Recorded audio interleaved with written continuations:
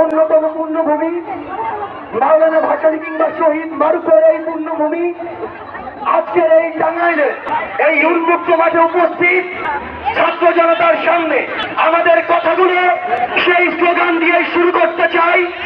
আমাদের সবাইকে একসাথে গলা মেলাতে হবে। কোটা না মেধা,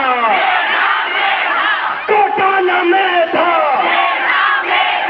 আপোষ না সংগ্রাম, রক্তের বন্যায়।